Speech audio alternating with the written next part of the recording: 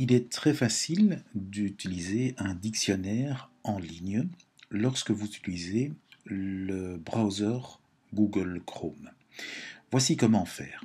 Dans la fenêtre de recherche Google, je vais taper Chrome Web Store. Dans la fenêtre de résultats, je clique sur le Web Store. Là, je dois effectuer une nouvelle recherche. Cette fois-ci, la recherche s'établira sur Google Dictionary et immédiatement dans les suggestions, je retrouve Google Dictionary Chrome Extension. Google Dictionary Chrome Extension. La fenêtre de résultats me montre comme première extension Google Dictionary. Il s'agit d'une extension gratuite. Pour l'installer, je clique sur le Free. Chrome me demande de confirmer si je souhaite bien installer l'extension. Je confirme. Et un instant plus tard, je vois apparaître l'icône du dictionnaire Google dans la barre d'outils de mon browser Chrome. Je referme la fenêtre. Pour être certain que l'extension fonctionne correctement, je vais sortir de Google et je relance mon browser.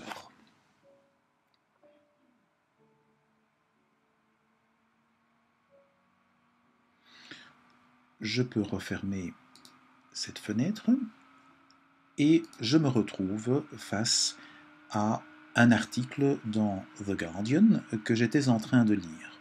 Supposons que le mot threatens fasse difficulté. Je vais faire un double clic dessus et je vois immédiatement apparaître la définition, l'explication du mot en question. En cliquant sur la petite icône, je peux entendre la prononciation. Je peux bien sûr obtenir plus de renseignements en cliquant sur More et là je bascule vers Google Search qui me renseigne une définition plus importante du mot, de même que une fenêtre de résultats avec le mot threaten. Je referme cette fenêtre et je bascule cette fois-ci vers un journal en néerlandais. Il s'agit du Morgen. Si je clique sur le mot ongelijkheid, vous verrez que le dictionnaire de Google me permet aussi de traduire des mots du néerlandais, non pas vers le français, mais par contre vers l'anglais. Ongelijkheid signifie inequality, disparity, dissimilarity. Et je peux bien sûr obtenir plus d'informations, ce qui là me permet de traduire non pas vers l'anglais, mais cette fois-ci vers le français. Ongelijkheid signifie inégalité. Je referme cette fenêtre. Ceci est également possible dans la fenêtre des exercices. Supposons que le mot heritage fasse difficulté. Lorsque je double-clique dessus, en fait, je constate, ah ben si, ça fonctionne. Parfait, voilà, heritage, ça me permettrait d'écouter le mot. Je referme la fenêtre pour attirer votre attention sur le fait qu'il est tout à fait possible de paramétrer ce dictionnaire. C'est donc le mot heritage qui apparaît ici. Je peux aller modifier les extensions, modifier la langue. Je pourrais passer à Dutch pour le néerlandais, à German pour l'allemand, et ainsi de suite. Lorsque je vous disais qu'il suffisait de double-cliquer, ceci est réglé ici.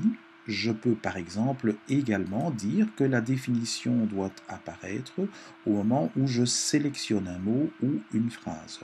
Et je peux également créer un historique qui va me permettre de retrouver les mots que j'ai cherchés précédemment, et je peux même partager cet historique avec d'autres applications de dictionnaire éventuelles.